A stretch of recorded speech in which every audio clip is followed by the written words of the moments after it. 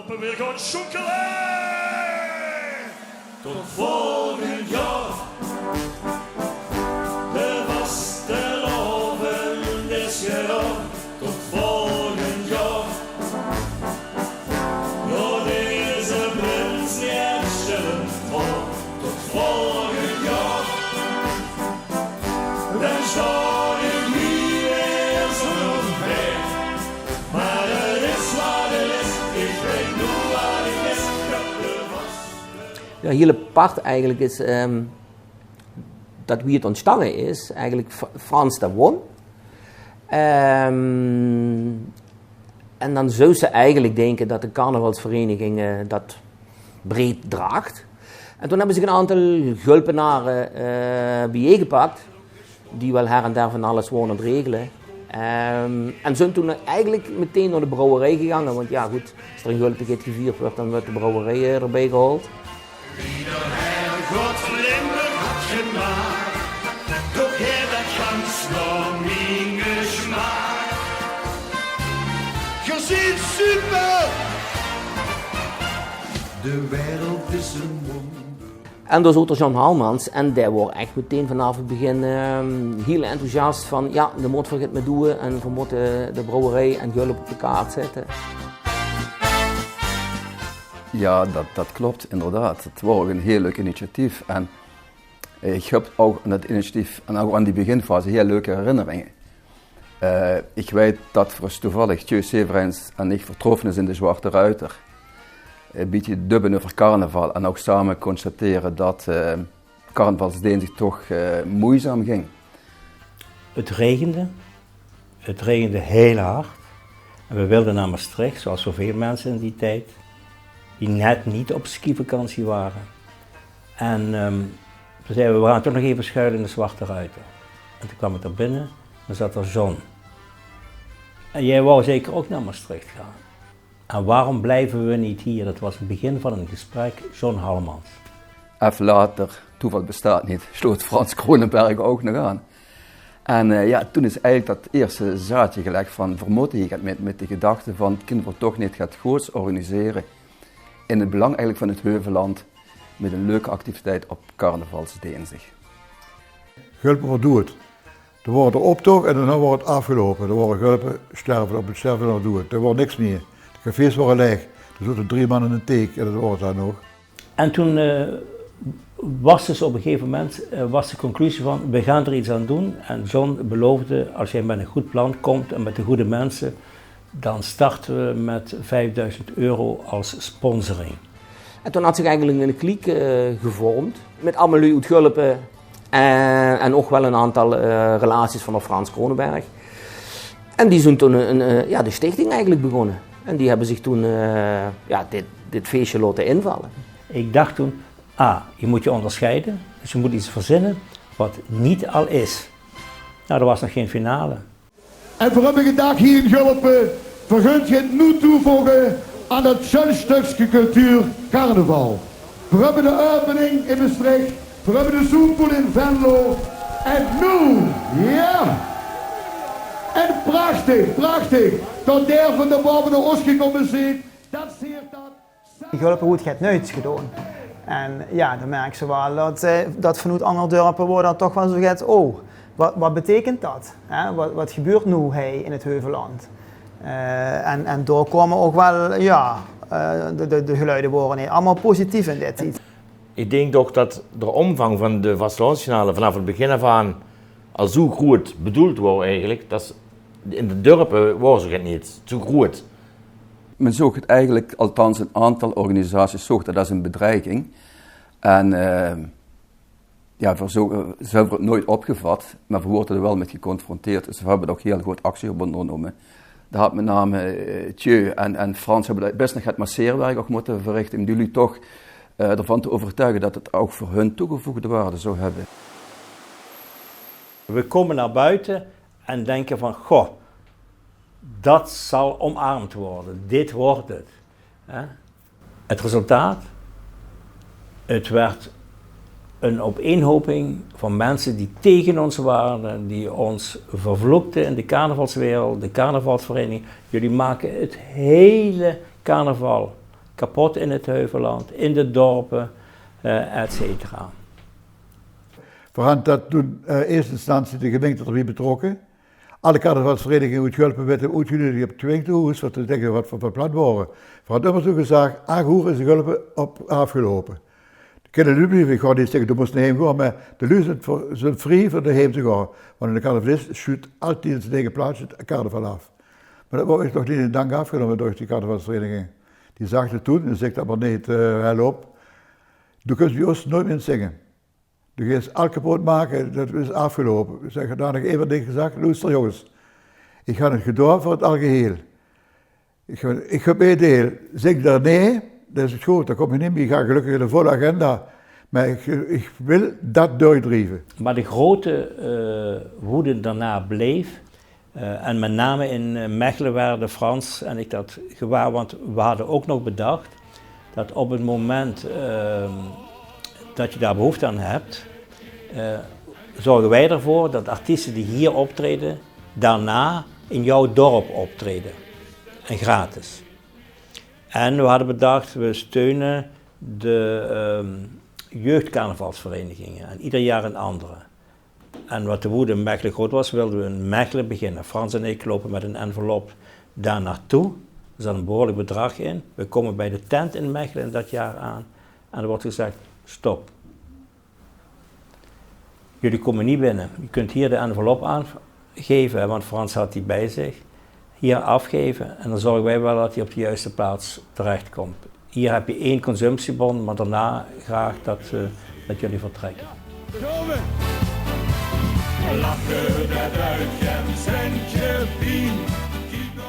Was de zoogs, de carnavalsdinsdag wat toch onder druk sting. Er komt toch weer op meerdere plaatsen, ook door Oost-initiatief, weer meer tot leven. En dat was eigenlijk ook als tweede gedachte. Het mooiste voor het Heuvelland, maar ook voor de boet, toch proberen om de carnavalsdinsdag weer op de kaart te gaan zetten. Gewoon in het belang van een aangename gemeenschap.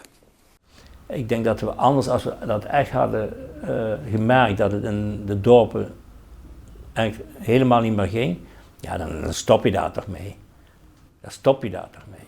Maar juist, we hebben het gestimuleerd, denk ik. Auf der Bank gesetzt wir nebenein. Wünsche wieder, wieder ist was fein. Beschlug de Trommel, macht ook een verloor. Door het land van Keulen en van Kool. Want met de huikadeur het Heuvelland. Geen op en neer, door een verweer. Met de huikadeur het Heuvelland. Steeds op plezier. Het wordt meteen goed zo'n opzet. Ook al worden in Gulpen op ter plei en natuurlijk moesten ze met beperkte middelen beginnen. Maar de gedachte is altijd geweest en ik denk dat door John Halmans als commerciële man van de Gulpen er op dat moment ook al eens in de tijd verhoed was. Want hij dacht, ja, dit is een enorme kans die we hebben, ook voor de brouwerie. Maar toch ook zeker voor het dorp Gulpen om zich op de kaart te zetten. En dat wordt toch achteraf gezien echt een gouden vondst. Want ja, dat vond de gemeente ook. Want ja, je kreeg toch ook televisiezendtijd, de naam werd heel vaak genoemd. Het dorp kunt weer tot leven eigenlijk. Zeker op de dienstig dat er toch eigenlijk niks te doen was. En dat is zo gewoon rollen. En ja, van het een keer met het ander. En het gruiden. En dat is toch wel dankzij die groep die toen begonnen is. En het voortschrijdend inzicht wat zie hij. Ik ben een van die mensen geweest die van begin af aan daarbij is gevraagd. En we zijn toen gestart met eigenlijk vrij groots opgezet. Zo meteen van niet te klein denken, groot denken, tv en zo erbij halen. Ik weet dat ik daar zelf in eerste instantie iets van had van, goh, dat is toch wel gedurfd. Maar goed, toen we over die eerste drempel heen waren, toen hebben we inderdaad heel snel contacten gelegd en toen is dat gaan groeien. Het was op zich was het niet te groot, maar het was ambitieus. En ik weet dat we in eerste instantie in het begin ook aan hebben gegeven van het eerste jaar zal het vooral lokaal zijn. Het tweede jaar moet het Zuid-Limburgs feestje worden. En we hopen na het derde jaar uit te groeien tot een provinciaal evenement. Wat we vooral op een gegeven moment overwogen hebben is, en niet ook een beetje wel gedaan hebben, kind voor het idee verder naar Limburg uitrollen. Zodat door ook mensen geïnspireerd werden. En dat is in feite ook wel gebeurd, waardoor dan zoeken ze wel overal min of meer soortgelijke activiteiten opduiken. En we hebben dat onder andere gedaan door het in het leven te roepen, dat hebben we toen genoemd de carnavalsvierder van het jaar. Via de krant wordt dat provinciaal bekendgemaakt. Dus we kregen reacties uit Tegelen, uit Venlo, uit Panningen, uit Sittard. Overal melden zich kandidaten aan. En op die manier ging ze het wel het evenement, laat ik zeggen, provinciebreed uitrollen. Dat hebben we een aantal jaren volgehouden. Zijn we op een gegeven moment ook weer met gestopt. Maar dat was wel zo'n poging om het nog breder onder de aandacht te brengen. Om nog meer lui te vingen voor dit soort ideeën. Ja, Bonsmeijer, goed Elfro. Vals kan even waren. Wie voelt er nu? Vastelavondsvierder, wie doen ze een drie te zien? Ja, luister, ik sta er niet. Maar eigenlijk zou het Gerry allemaal boven moeten staan, niet? Je zit toch ook allemaal carnavalisten? Hallo! Eigenlijk kan dat idee van de vastelavondsvierder alleen maar verzonnen worden op papier door iemand die geen carnavalist is. Want wie begrijpt dat je niet uit je eigen omgeving weggaat. En het was heel bewust niet te groot gemaakt op de dag zelf. Het was een klein onderdeel van het programma wat met snelheid passeerde. Maar het gevolg was dat hele bussen uit Midden-Limburg en Noord-Limburg, en dat was de oorspronkelijke gedachte, want hoe krijgen we mensen echt over die A2 hier naartoe? En dat is gebeurd. Wat maakt er nu een vastelavondsvierder en een echte vastelavondsvierder? Dat worden toch ook wel lui die het ganse jaar echt met carnaval bezig worden. Ja. En zelf pakjes maken, lui motiveerden, in groepen zoten, zelf van alles organiseerden. Dus het worden wel altijd wel lui die echt... het is niet zo van, doe eens een carnavalsvierder om dat voor ingen nu te houden. Dat is het niet geweest. De nieuwe vastelavondsvierder van het grote feest in Gulpen in het jaar 2011 is... Jawel hoor, uit Maastricht, Maurice van Heij! Dus op een gegeven moment wordt het ook zo. Het programma moet vlotter, sneller, minder moeilijk tussendoor. Meer muziek. Dat vroeg ook de televisiekijker. Ja. Dus het geduld om te blijven kijken naar die uitreiking en alles eromheen. Ja, dat komt toch ook op een gegeven moment wel, laat ik zeggen, ook vanuit de televisiepartners de vraag van, kan het allemaal get vlotter? En ja, daarna is het eigenlijk helemaal met gestopt. Ja. Welkom, leef lu, hij in Gulpen! En welkom, Kikkers Toes! Sedert dat hele vuur! Want nu gaat het gebeuren! Een geroerd fest met veel artiesten en de bekendmaking van de vastelavondsvierder. Bij de grote Gulpener vastelavondsfinale!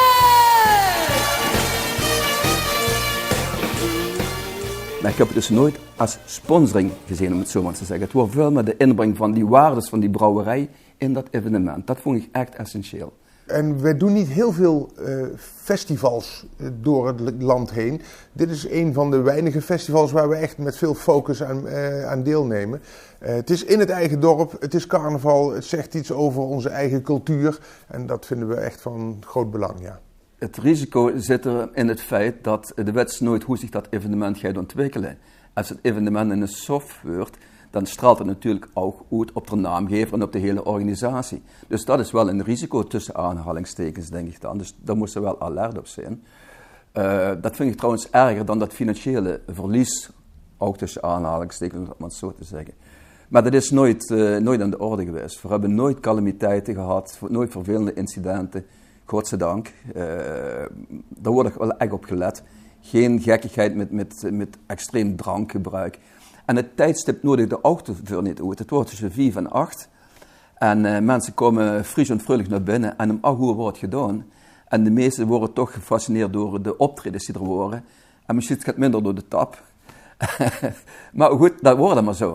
Maar dat maakte wel dat het evenement altijd op een heel hoog niveau had gestaan. Carnaval is voor mij echt een cultuurfeest. Ik ben opgegroeid hier en ik ben geboren en getogen in Gulpen. Een deel van mijn middelbare school in Maastricht gedaan. Zolang als ik leef vier ik carnaval ieder jaar. En dat is iets waar de regio echt naartoe leeft. Niet iedereen in de regio, maar een heel groot deel wel.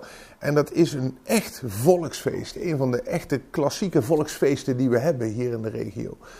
Net zoals de Bronk, zo zijn er wel meerdere. Maar carnaval is het train waar het hele volk uit zijn dak gaat. En daar hoort uiteraard een goed pilsje bij. Maar het gaat niet om het zuipen met carnaval. Het gaat om de lol, het gaat om de cultuur, het gaat om samen feest vieren. En dat proef ik eigenlijk altijd volledig terug in dat feest. Dus ja, er wordt ook een stevig biertje gedronken. Dat vinden wij als brouwer alleen maar mooi. Maar het gaat toch echt om de cultuur hier. De gemeente had dit evenement wel opgepakt. Maar in het begin wordt men toch wel best huiverig. Ja, de grote Gulpener Vastelavondsfinale werd natuurlijk georganiseerd door de stichting Alaaf. Dus dat betekent dat de echte organisatie uit hang wordt genomen en vooral bij vrijwilligers ligt. Dat is een ontzettend groot karwei, want als gemeente moeten we natuurlijk wel de vergunningen verlenen en zorgen dat alles ook veilig verloopt. En ik kan u vertellen dat daar de laatste jaren wel gaat bij kunt kijken. En dat is ook de rol die we als gemeente natuurlijk hebben. We zijn trots op het evenement, maar we willen wel dat het allemaal goed georganiseerd wordt en dat de bezoekers ook zeker weten dat ze hier veilig de laatste carnavalsavond kunnen beleven. De groei van het evenement hebben we ook heel erg te danken gehad aan L1. Die zijn vanaf het begin heel enthousiast geweest. Lida Huver, hier uit Gulpen, al 30 jaar senior regisseur bij L1. 10 jaar lang verantwoordelijk geweest voor alle tv- en radio-uitzendingen. En die was binnen L1 degene die de eerste deur opende.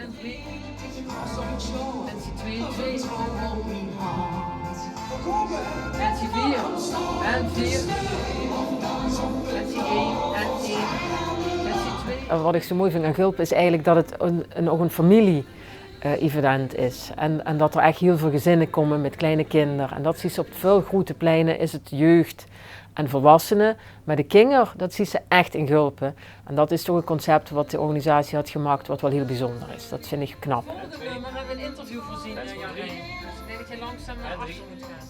We hebben natuurlijk altijd vooraf contact en overleggen met L1 ook. Want het moet gewoon uitzenden en door de prachtige plaatjes willen maken natuurlijk, die in de huiskamer komen. En natuurlijk kijken die ook met op een gegeven moment naar wie die bühne komt te staan en wat de achtergrond is en wat in de achtergrond te zien is. Of niet te zien, mag zien bijvoorbeeld. Daar kijken ze ook in met. Een logo van een vrijboererie bijvoorbeeld, ja, dat hebben ze dan even niet in beeld.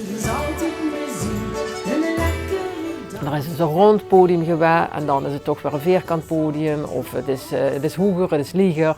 Nou, zo zoek ze een beetje naar variëteit en daar hebben ze die gesprekken over. Kijk, Gulpen is natuurlijk heel erg gericht op een beetje klein kunst zou ik bijna zeggen. Ze willen echt een beetje de originele carnaval, de vastelavondwieren van vroeger is.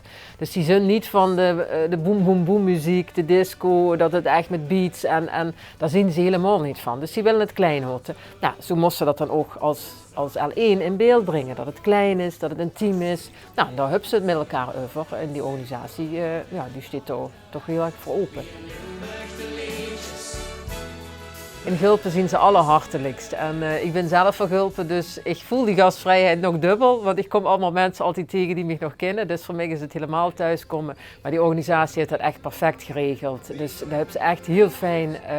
De catering is goed geregeld, de locatie is goed geregeld, de prak stond op hun plek. Nee, ik vind Gulpen, ja, behalve omdat ik ook van Gulpen ben, maar heb ik dat altijd in mijn hart. Dat is een heel mooi project. Weggezongen.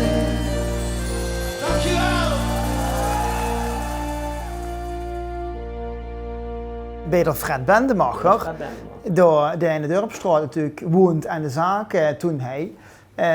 Dat zijn problemen. Ze moesten een internetverbinding hebben. Dat wordt meer stabiele, een vaste, dus niks de wifi of wat. Ja, toen hebben we de Fred, die ook hier in het dorp natuurlijk mega bekend is. Ja, Fred, de wagenregie, waar zit bij voor de deur. Kennen voor een kabelbedichtje, dus de woonkamer leggen. En ja, volgens mij, tot afgelopen jaar, handverdaad dus van de Fred eigenlijk het internet gehad. En goed dat zo die uitzending live naar de studio geschikt werden eigenlijk. Wow, wat een heel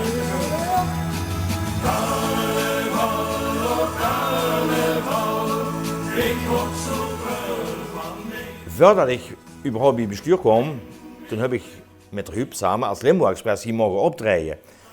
Ze hebben altijd eigen muziek gemaakt, traditionele carnavalsmuziek. En dat was ook wat de vastelavondsfinale zo sterk maakte. En we hebben altijd proberen vast te houden aan die traditionele Limburgse carnavalsmuziek. En dat is ook een van de speerpunten, van de pijlpunten geweest van de vastelavondsfinale.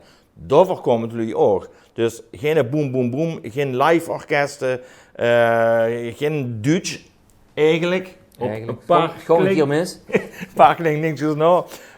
Dus die traditionele carnavalsmuziek, ja, neem ze maar op, wie toch Beppie ze brengt, wie Dom en Deul eigenlijk ook ze brengt, wie heel veel Limburgse vastelavondsartiesten ze maken, die wordt hier zo ten volle uitgedragen. En dat is het schöne, vind ik, van de vastelavondsfinale ten opzichte van al die andere evenementen die daarna ook nog zijn gekomen.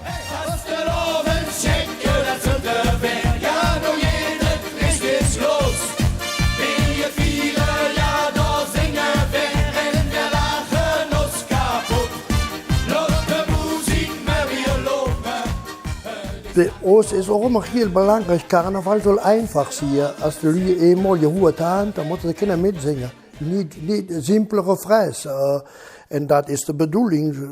De schonkelen naar links en naar rechts, als dat eenmaal je hoort is. Dat is carnaval. Traditionell Karneval ist noch immer hier stark schunkelen, wo Jung und Alt zusammen stünden, of de maken een Polonaise zusammen.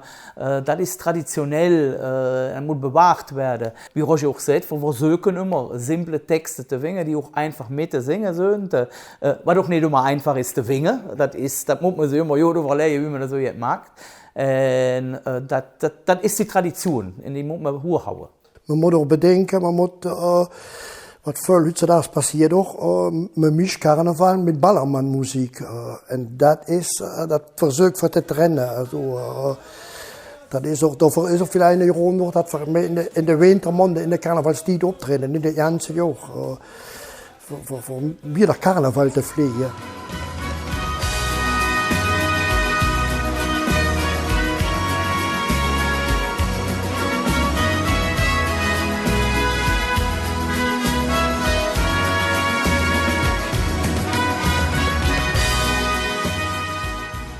Gulpen zijn begonnen met een bühne die eigenlijk een soort zwarte doos was. 's Morgens om 6 uur komen de aanhangwagen, die ging open, wordt een paar lampen ingehangen en that's it.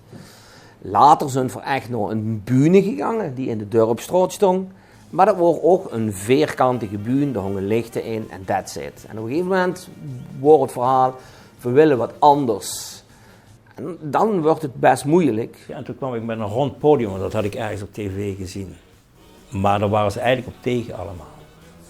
Omdat het voor artiesten die solo optreden niet makkelijk is om het hele publiek te bereiken. Het geluid vindt het lastig omdat het gaat echo of zo. Nou, dat kan, maar laten we het eerst even uitproberen.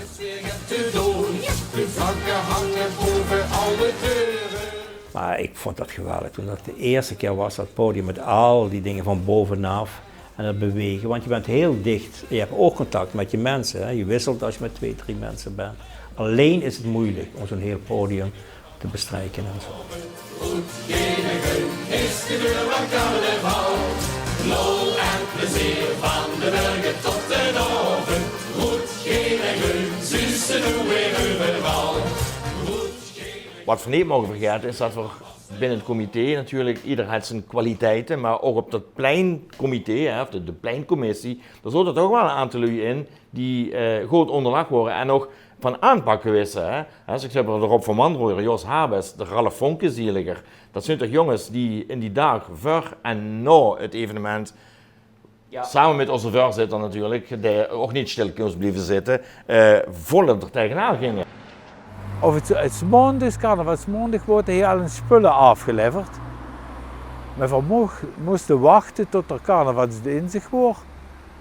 En dan deed de gemeente 's morgens vroeg de straten afzetten en de waterafsluitingen openmaken. En dat wordt 7, half 8 en dan begon de opbouw. En dan wordt het alle hands aan dek om samen dat voor elkaar te krijgen. Nou, ik moet zeggen, qua opbouw, natuurlijk worden er wel eens uitdagingen Maar verholpen met z'n allen met, zodat we allemaal op tijd klaar worden. Want veel handen maakten licht werk. En zodoende worden die kosten ook wat gedrukt op een gegeven moment. Hè. Want de kostenplaatje wordt toch wel eigenlijk het allerbelangrijkste, dat we dat zo licht mogelijk helen. Na een aantal jaren zijn we overgegaan naar bedrijven inhuren voor de opbouw. Maar in het begin deden we dat zelf ook. Dan stonden we 's morgens om 6 uur stond het stichtingsbestuur op de markt met buizen en allerlei materiaal te sjouwen om het op te bouwen. Dus dat was inderdaad een hele klus in het begin. Naar de hand wordt dat steeds professioneler en kun je daar andere keuzes in maken. Van Mogeblie zie je dat we altijd in dat team een mooie mix gehad hebben van werkers en van denkers en van mensen die financieel verstand houden. En lui het pakket wordt altijd prima. En dat is altijd heel fijn geweest binnen de stichting. En we hebben toch altijd weer een aantal vrijwilligers aan ons kunnen binden die hand- en spandiensten verrichten, bijvoorbeeld bij de artiestenopvang of backstage. Ja, zonder vrijwilligers krijg je dit niet meer rond.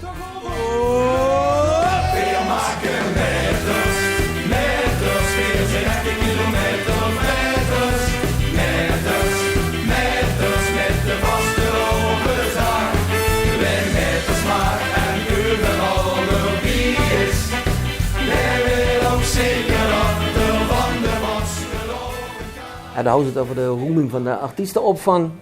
Dat wordt toch ook voor een deel door de dames die dat hebben gedaan. Waarom het trio Ali, Anita, Lilian en In. Die dongen dat ook al met de vastelovensvierde van het jaar, pakten die de lui op. En die dongen op een dusdanige manier, gewoon, wie ziet het al gewoon zonder poespas.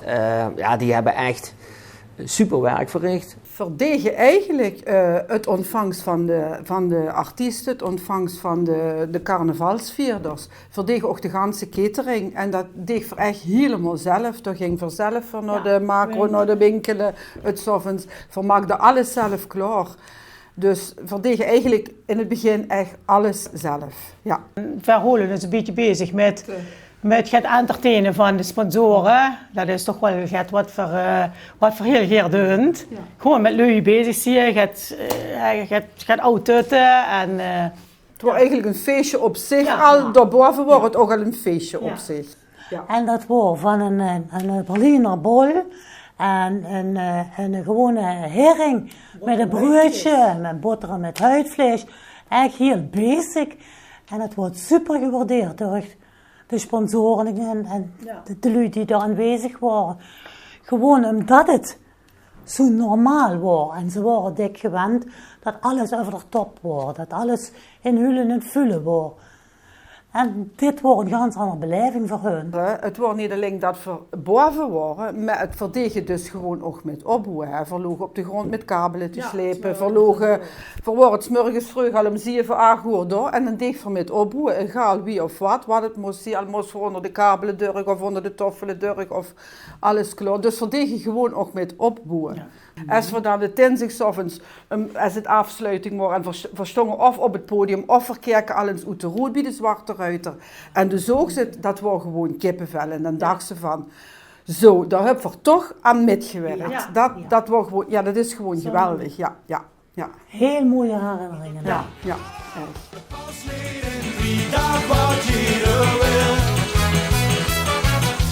Zet gewoon de klok aan zijn vastelavond lukt het niet te snel, dus plek voor alle wiezers vast. We jatten uitgelipste hondenbel en houden alles hoe de kas. We moeten hier en ook nog dollar doen, wat dit je best, dat je ze spiet. Dus hang maar terug de jas en plek de wiezers vast, daar verloren we alle tijd. Dus hang maar terug de jas en plek de wiezers vast, daar verloren we alle tijd. Ja, het boete-evenement, dat was natuurlijk zeer weersafhankelijk. En dat weer, dat had ons een aantal hele mooie edities opgeleverd. Maar we hebben ook nogal wat kopbrekens gehad. En dan met name regen en in mindere mate wind, maar vooral regen. En ja, of de duivel ermee spelen, maar we hadden nogal wat regen gehad. En we Wanneer we dat zo gaan aankomen, ja, dan wordt natuurlijk crisisoverleg met onze partners en de technische commissie over stroom, lampen en noem maar op. En toen hadden ze op een gegeven moment zelfs besloten om een opblaasbaar podium, dat was in die tijd unicum, hè. Dat wordt volgens mij ook maar één van in Nederland, dat hadden we nog hals over kop laten komen. En dat wordt een soort luchtkussen wat ze opblazen. En in één keer stond er een podium op ter plei. En dat wordt voor dat moment natuurlijk een prima oplossing. Maar ja, de regen, dat komt toch. En ik weet nog dat op de bühne logen toen matten. En de artiesten die er gingen optreden, die moesten goed kijken, want dat wordt op een gegeven moment hartstikke glad. Er kwam bepaalde schoen op kwam door die matten naar boven. Ik weet niet van Westwind of zo nog wat dat was. Dat was hartstikke glad in ieder geval toen. Dankjewel! Het heeft natuurlijk wel een hele hoop kosten aan entourage, aan podium en zo allemaal. Maar vrouwen vrij weinig kosten, dus koest voor oor gratis entree aanbieden aan de lui. En dat is vanaf het begin af aan een heel sterk punt geweest van de vastelandsfinale. En dus, omdat het gratis was, ook jong en oud konden komen. Grote buurs, klein buurs. Dat vonden we als bestuur ook altijd heel belangrijk. Van, inclusief en iedereen is welkom. Ik wil je zingen. 1, 2, 3, 4, ja, dat is dat prachtig. En alle prachtig. En schenk me, want ik ken je, is het niet nog. Shinkalada boom, shinkalada boom. Dus de meet die is weer daar. Je hebt artiesten die met de vastelovend zelf niet optreden. Die zeggen van, hey, ik heb dat hele voortraject gehad en wat die dag zelf doe ik zelf vieren bijvoorbeeld. Zo heb je een aantal Maastrichtse artiesten bijvoorbeeld, die altijd heel lastig te krijgen zijn, omdat die zeggen van nee, de carnavalsdag zelf blijft weer in eigen stad, in Maastricht. Want daar vieren we vastelovend. Maar soms hebben we als artiesten toch weten over te halen door te zeggen van, nou weet je wat, dan kom voor een goalen. Dan wordt voor een bus gevaren van Gulpen naar Maastricht en terug, dat hij hier toch in de optreden. Frieten met saus en mayonaise. Frieten met soufflés. Frieten, dat is toch niet zo stom. Frieten, lek vinger en lek dom. We zien de bus gehaald, echt op de grens van de stad. En zien we samen, dan met nog het vrienden metgegaan. En de meesten stonden dus allemaal te zwijgen wie we weggingen. En toen gingen we naar Gulpen toe. Maar een voorwaarde was dus inderdaad dat we in de vastelovendsfeer bleven, in het busje stappen, zo gauw mogelijk, met een fles chocola erbij uiteraard. Gaat eten. Gauw mogelijk naar Gulpen, optreden. En ik had ook ieder jaar neem ik ook een striekkiezer met. Vraag nu even voor wat. Voor wat is striekkiezer? Voor wat niet. Ja. Dat neem ik dan altijd met. En zelfs daar in de Gulpen de finale heb ik dat striekkiezer bij me. En dat is waarschijnlijk ook nog op tv geweest. Misschien ook in close-up. En waar de close-up van mij niet groot genoeg misschien, maar het striekkiezer wel waarschijnlijk. De hubs al die eenheid van carnaval, hè, dat iedereen verkleed is. En dan ook nog de elementen weer stoon. Soms dan is dat geeft zo'n eenheid. En dat is ook in Gulpen is dat echt geweldig. Dus veel alleen maar goede herinneringen. Het is gewoon de tijd. Als je me kon splitsen, Gulpen en Maastricht, dan zou ik ook naar Gulpen gewoon. Dus dat is gewoon de eenheid is hetzelfde. Maar wie nu die lui dat hebben gedaan, al die dingen, ja, die zien hartverwarmend allemaal. Ja. Heel chic. Complimenten ook aan die lui. Ja, absoluut. Ja. Kom lekker manneke en breng me naar huis. Die geeft me gehenneke, nu geeft me gehenneke, wat anders niet goed. Kom lekker manneke, we gaan achterom. Met een is het allemaal leuk. Met een is het allemaal leuk. Hey! Dankjewel, Gulpen. Hele fijne avond nog. Wat ik ook dik heb teruggehuurd en zelf ook heb ervaren en wat wij ook hebben teruggehuurd, dat ze geweldig opgevangen worden hier. We hebben hierachter in de biertuin van de Zwartruiter, daar worden artiestenopvang. Daar wordt gezorgd voor sop, voor broodjes, voor te drinken. Ze Ze kroegen, als ze klaar waren, nog een leuk pakketje met naar hem. Zo bleef ik het langer hangen als ze niet meer weg hoefde. Dan word ik het onderling gekald en ik heb het nog gebabbeld. Want ja, we hebben toch al een ganse seizoen hebben die gehad. Die hebben zich hier en daar tegengekomen. En hier in Gulpen komen ze zich nog een keer tegen. En dan zeggen ze, oh ja, dit en dat. En dan blijft het heel lekker gezellig, waar blijven ze even hangen. En dat is ook wat verder hebben gehoord van artiesten. Jongens, we hebben het al prima geregeld in Gulpen. Ja, Sjoan, als je daar binnenkomt, dan gaat die poort open en dan komt ze in zo'n soort loods terecht. En daar heerst serene rust. Daar zijn de collega's die zijn daar. Die zijn, dan sluit zich de kallen, de stond gaat tuifeltjes. De meesten hebben dan even tijd om nog even te kallen. Ik bedoel, want in het carnavalseizoen zelf zuist het wel eens af en toe. Maar dat is, de ene gaat naar binnen en de andere komt naar buiten. En dan gaat dat zo. Dus een trust die medeartiesten trust eigenlijk niet. Dus dat is een hele relaxte sfeer, hangt daar. En daar zit Frans en Lily zitten daar. En ja, dat is een hele... de verzorg je allemaal. Ja, de soep aan de linkerkant, tomatensoep aan de linkerkant. En dan hebben ze een glazen deur naar de café. Waar compleet vastelovend nog is. Dus een glazen deur die scheidt was van enorme rust en enorme ontspannenheid naar enorme hectiek van de vastelovend wat daar nog aan de gang is. Ja. Voor ons is dat gewoon, de hele dag is angst en angst. Hè. Het is de vastelovend dat het toch haaien is en jagen van hier naar daar. En dat deelt zich, dat voelt meer als een ritueel dan dat het echt voelt als optreden hot naar haar. Ja, dat is nog klaar. Dus nog helpen is nog klaar. Ja. Dan hoeven we niet meer op te treden. We hebben dat wel eens een jaar gedaan, maar dat voelt niet goed. Het voelt echt goed om af te sluiten in Gulpen.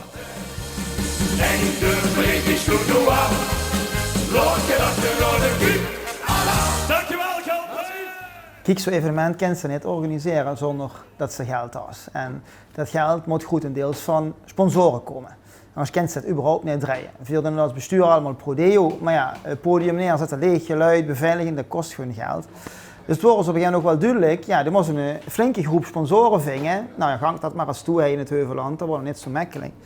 Maar de lui die vervonken, die beloven dat ook jarenlang doen. En daar vongen we ook van, die moesten ook goed, die moesten koesteren, die moesten behouden. En zo voor op het evenement zelf toch al vrij snel ook, en iets wat nog heel klein hierboven bij de Zwarte Ruiter met de vensteren open. Sommige sponsoren in het open venster naar het evenement te kijken.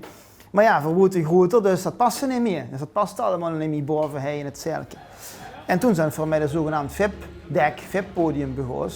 En daar moeten die sponsoren toch tot in de puntjes verzorgd. Want de Gulpeners zeggen ook, ja, die sponsoren die moeten goed verzorgd worden. Dan is het belangrijk als je voor die mensen ook een plek organiseert waar men elkaar kan ontmoeten, waar eventueel een zakelijke gesprekken kunnen plaatsvinden. Dus vanuit die optiek is een ruimte gecreëerd waar sponsoren zich zakelijk kosten treffen onder het genot van een groot glas bier. Wij zijn zeker niet de enige die daaraan bijdragen. Hè. Ik weet dat de gemeenten heel belangrijk zijn en zo zijn er nog veel meer partijen die daar heel goed aan bijdragen. En zonder dat geld lukt het niet, maar het is zeker niet het enige wat we bijdragen. We denken graag mee met de organisatie. We zijn onderdeel van de invulling van de VIP-ontvangsten. Dus we hebben onze eigen gasten die daarbij komen. Ook in het samenspel met de gemeente proberen we een steentje bij te dragen als dat nodig is. Dus je probeert zoveel mogelijk bij te dragen naast het feit dat geld daarin natuurlijk wel van belang is. Dit is Heidevalse wals en op ze dan zingt zo last. Dat kind nog niets geven, als ze het maar beleven. Geest, al heeft ze de bloeds gekost, gang met vaste loven los en zucht en ze knalt. Ben ik nat van ze wals. En wat ik ook bijzonder vind, is dat zij op een gegeven moment hebben besloten, nou wij als team trekken ons terug. Maar ze vonden het doorgaan van het evenement wel belangrijk. En het feit dat daar dus ook een overdracht ontstaan is, dat er nieuwe mensen zijn opgestaan die hebben gezegd, nou dan willen wij het gaan oppakken. En dat er ook dat daar de ruimte voor gecreëerd is en dat dat mogelijk is gemaakt, vind ik heel bijzonder. En ik snap wel dat andere steden en dorpen daar heel hard aan getrokken hebben. Want het is zo'n mooi evenement. Iedereen wil dat evenement wel hebben in zijn eigen stad of in zijn eigen dorp. het feit dat het ons gezamenlijk gelukt is om dat in Gulpen te houden en hier verder te kunnen bouwen. Dat is niet alleen een compliment aan de organisatie die daarmee verder is gegaan, maar ook aan alle partijen die daarmee te maken hebben. Want zo'n gemeente, die wilde dat en die heeft zich daarvoor ingezet. Wij wilden dat, we hebben laten zien dat we ons daarvoor in hebben gezet. En als je dan met z'n allen de schouders eronder zet en dat dan op zo'n plek als ons eigen dorp kunt behouden, ja, daar kan ik alleen maar met heel veel trots naar kijken. Absoluut, dat is nooit een discussie geweest. Het is hier Begos en iedere andere plek zou ongeloofwaardig zijn. Ik weet dat er ooit interesse is getoond van grotere gemeentes die er best bereid waren om daar wat geld tegenaan te gooien. We hebben er altijd categorisch nee tegen gezegd. Het is van Gulpen en het moet vooral ook van Gulpen blijven. Ik ben heel blij dat de Gulpener Vastelovensfinale in Gulpen is gebleven en dat we dat hier op de Maart mogen organiseren. En als het dan meeglikt, dan gaat er ook geen verandering in komen. De Grote Gulpener Vastelovensfinale is zeker geëvolueerd in de loop der jaren. Ik heb het sinds 2012 mee mogen maken. En ik vind het vooral de professionaliseringsslag indrukwekkend. Hoe ze mee zijn gegroeid in de tijd. Hoe het podium bezet is. Dus de podiumbezetting met echt de beste artiesten uit Limburg die ze ieder jaar wisten op te trommelen. Maar ook echt hoe de professionaliteit binnen de organisatie, hoe het team het elk jaar weer voor elkaar krijgt om door te ontwikkelen, aan te passen aan de nieuwe regels die echt niet mals zijn. Ieder jaar weer wordt dat lastiger om als vrijwilligersgroep zoiets toch klaar te spelen. En daar heb ik wel met veel indruk naar gekeken.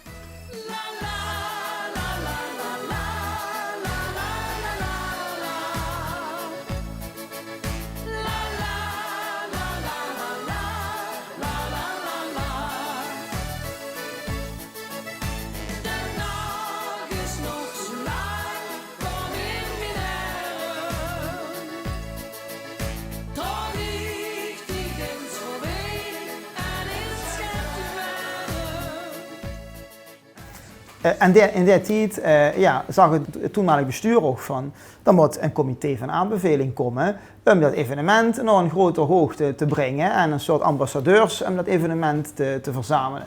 En toen wordt onder andere notabele in die tijd Odile Wolles, gedeputeerde van cultuur, is gevraagd geworden. Maar ook bijvoorbeeld de burgemeester uit die tijd van Gulpen-Wittem was van den Tillaar. Ik zat er natuurlijk namens de gemeente in, hè, als burgemeester gevraagd. En het was natuurlijk veel meer de binding van de gemeente aan het evenement. Hè. Dat was de crux, zou ik dan maar zeggen. Echte inhoudelijke bijdrage, nee hoor, dat lag bij de organisatie. En we hebben wel een paar keer overleg gehad met de organisatie. En dan is het even meedenken, even adviseren. Maar het is vooral de binding van de waardering uitspreken voor laten zien ook vooral. Hè. Ik kom het even aanbevelen, laat dat zien. Oké. Die clubs staan erachter. Die steunen dat. Dat is een goed initiatief. Dat laat je zien. Dat is de crux. Ja. En verzint hij nog allemaal weer op de maat in Gulpen. En het wordt hier immer sfeervoller, gezelliger, kleurrijker. Laat die leekjes maar lekker op je stralen. Vergunt gauw weer met een volgend duo. En de zussen dat in de carnaval. De presentatie in Gulpen is met carnaval zeker een andere dan wie je het zakelijk doen. Want dan is het veel meer op inhoud, is het wat statischer. Dus dat is een ander type presentatie. Kijk je door naar Gulpen, dan is het vooral een soort verbinding, vermaak van en in een soort euforie die het publiek brengen samen met muziek en artiesten. En het is een combinatie. In de basis presenteren we naar het publiek en wordt door L1 het programma opgenomen en doen ze eigenlijk verslaglegging van. Maar dat verschilt nog wel eens door de jaren heen. Ik heb het 11 jaar gedaan en in die 11 jaar verandert het ook wel eens van jaar tot jaar in welke mate. Of ze even toes de camera pakken, ze mochten het publiek toes te bereiken. En soms hoeft dat ook helemaal niet. Dus dat varieert een beetje. Vastelovensfinale, samen nog in keer Allah. Samen nog in keer Allah. En wat ook belangrijk wordt, dat we in principe een evenement aan het presenteren worden. Er wordt wel televisie bij, er worden camera's bij, maar we hoeven dus nooit echt recht op die camera's te richten, rechtstreeks tot het publiek in de hoeskamer, zou ik maar zeggen. We doen het evenement presenteren. En daardoor krijg je, denk ik, ook wel een veel nauwere band met het publiek om zich heen. Want de kans met de lui om zich heen. En niet met de lui die daar achter het kastje zitten. Wenn ich daarop terugkijk, dan denk ik, jeetje, wie ging dat professioneel? We waren in de koetserie, zeg ik dan als oud-Gulpenaar. Dat is eigenlijk het lokaal neven de Zwarte Ruiter. Vandaar uit dat we ons epicentrum over werkten. Daar kwamen de artiesten ook binnen. Jasper die regelde dat merendeel. De eerste jaren heel goed dat die één voor één hebben gemaakt. Binnenkwamen die artiesten dus ook. Die houden al weken met elkaar opgetrokken op ieder buurt. Dat is heel vriendschappelijk wie die met elkaar ook omgaan. Dat is wel erg leuk om ook te zien. Er was eigenlijk rust en regelmaat achter de schermen. Iedereen wist wat je moet doen. Wat ik super fijn vond, de pakjes in de microfoon is aan. De techniek klopte, het geluid, het licht. Het klopte gewoon, daar kon ze volledig op bouwen. En dat deden die artiesten ook. En vaak wordt er achter echt wel in de slaag gelachen en leuk gekletst. En iedereen was op het juiste seconde.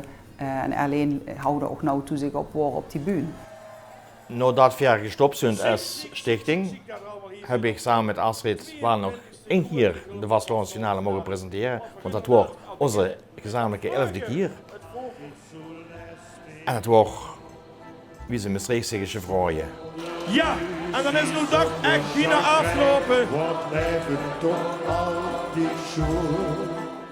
Ja, dat was een idee van mij. In de muziek is het ieder gelijk. Dat is het slotstuk geworden 9 jaar lang. Nee, nog langer. 2 jaar geleden is dat overgegaan naar Spiek en Span. Die hebben het overgenomen. Omdat ik gewoon stoppen gaan is daarmee. Maar zoveel jaar heb ik dat het niet van mij. Tot muziek verstaan. Ja, maar op een gegeven moment, ik heb gezegd, dat is een schön liedje. En dan kwam ze doen, ja, maar dat moet voor zakdoekjes bij hebben. Zegt, die vonden het tot ver. Verdelen zakdoekjes zo goed. Dat was schön, ja, dat was gewoon een happening. Heren, moet Jens die kanonen. Ja, maar dat was la la la, hè. Dat was op een gegeven moment la la la. Nu de dames, dat ging een dameskoor. Dan de kanonen. Jens die kanonen, dat kwam de heren, hè. En nu allemaal samen, ja, dat was de gouden greep. Zeker in de muziek is het ieder gedicht. Dat is een wereldtaal voor alle Voor heel veel lui is dat toch een moment van dat het echt afgelopen is. En wie ze dan in Maastricht bij het Mooswief lui ziet werken, ziet ze dat hier eigenlijk ook wel als ver. Dan is het dat pas om nu hoor, met de zakdoekjes gaan zwijgen. Dan ziet ze ook daar bij de lui de tronen lopen. Dus het versterkt wel de dinsdag dat we dat hier kunnen doen. En ja, daar waren we het eigenlijk met z'n allen heel snel over eens dat tot volgend jaar van Spiek en Span ja, het ideale nummer wordt. We sluiten altijd af in Gulpen met tot volgend jaar. En op de een of andere manier, als we in de regio Gulpen zijn, dan wordt er nog heel veel gevraagd. We doen dat eigenlijk, zit niet in onze standaard zet. Ook dus door het jaar heen? Door het jaar, of tenminste door het seizoen heen? Precies, dus op zittingen of zo, als we in de regio Gulpen komen, dan wordt dat liedje gevraagd. En dat is al jaren zo. Ja, en het leuke is natuurlijk van, dat is ons eerste nummer geweest, hoe we in de LVK-finale komen. En dan hoor je dan zeggen, ja, is dit nou voor een liedje, weet je wel. En dat was net zo chic dat het dus van 2010, 10 hè? 10. Dat van 2010, dat het dus nog altijd, ja, nu, en dan zeker als afstoeter van de carnaval bedoel je, de vastelavond bedoel je. Dat is bijzonder dat ze dan zo is, inderdaad. Er zijn toch lui die staan dan vooraan en die zijn al 4-5 dagen onderweg met de vastelavond. Dus het vult dan ook echt als een afschied. Dus als dan de lui de tranen daar krijgen, dat is wel, heel bijzonder dat ze dat met muziek mogen bereiken. Ja.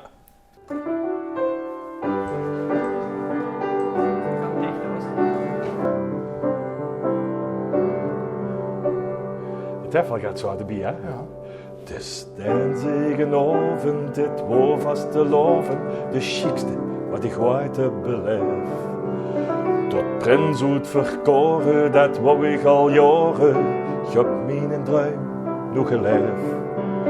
En nu ik sta met mijn vriend, met mijn vrouw, is er hier nog een stukje wat ik verlezen wil.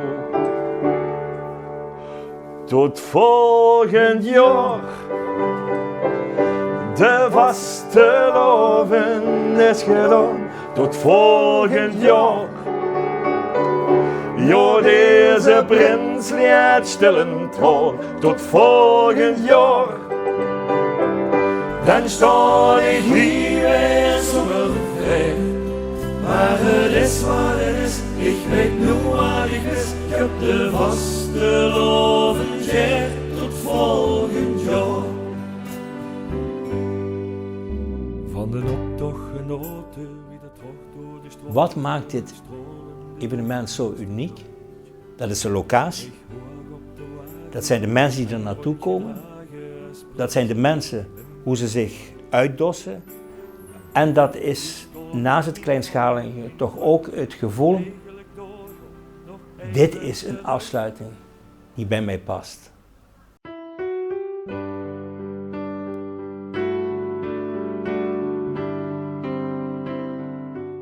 Ieder evenement had een verleden, had een heden en had een toekomst. En over de toekomst van dit evenement hier in Gulpen ben ik aan zich heel erg optimistisch. We hebben fantastische mensen in het roer gehad. Het vorige bestuur had het, dat meen ik op de grond van mijn hart, het heel goed gedaan. Maar het is ook logisch dat die dingen zeggen, nu is het goed geweest. Er zijn nog nieuwe mensen gekomen, die moeten even acclimatiseren, dat merk ze ook wel. Maar de signalen wat ik kreeg, die vind ik erg hoopvol. Dus ik heb alle vertrouwen erin dat het evenement weet wordt in de toekomst zeker op hetzelfde niveau gecontinueerd gaat worden. En misschien nog wel beter. Wie weet. En ik heb regelmatig, wie voor een paar jaar terug, ieder jaar wel een gedeputeerde van de provincie Nijvels houden staan. Aan de andere kant de burgemeester. Dat die gedeputeerden dan meermaals me in een oor fluisteren. Wat is dit gaaf. Omdat ze gewoon een kippenvel kreeg. En ze dan op dat laatste zo met die witte zakdoekjes en iedere chocolenteren, ja, is echt wel kicken. Kijk, het evenement is jarenlang gedragen door een ongelooflijke, bijzondere groep vrijwilligers. Het is allemaal vrijwilligerswerk. En wat ik bijzonder vond aan die groep is de professionaliteit, maar ook de manier van samenwerken. Het team dat zij waren, dat straalde er vanaf en dat vond ik heel bijzonder. En dat hebben ze ook daarom al die jaren vol kunnen houden. En ik moet zeggen, ik ben altijd nog onder de indruk van wat hier altijd gestaan heeft op dinsdagavond. Dus echt wel een feest nog een beetje op de klassieke manier. En dat is wel heel mooi. Vind ik. Het evenement zet natuurlijk Gulpen-Wittem op de kaart. Maar het is ook heel mooi om te zien dat zo'n evenement met vrijwilligers tot stand kan komen. En dat een kleine gemeente als Gulpen-Wittem, want dat zijn we toch eigenlijk zo'n groot evenement, elk jaar weer opnieuw kan neerzetten. Ja, hoe sluit ik zelf mijn carnaval af? Uiteraard een eigen dorp. Een uur na 12 uur. En dan loop ik hand in hand met Annette naar boven toe.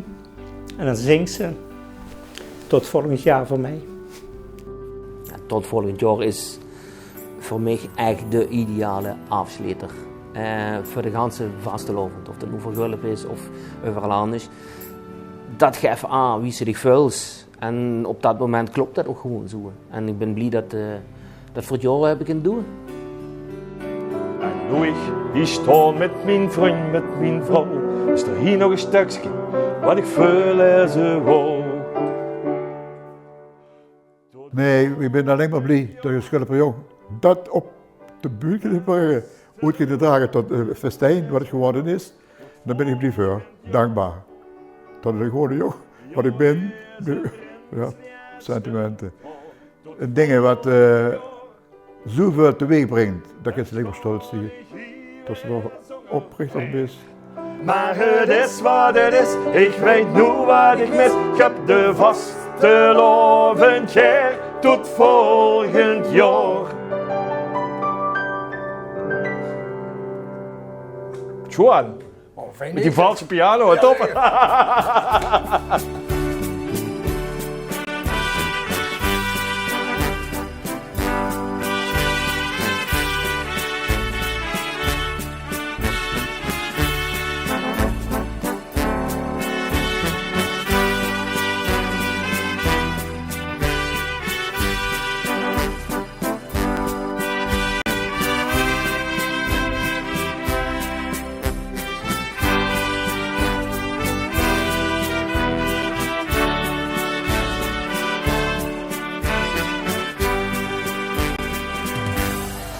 Hier!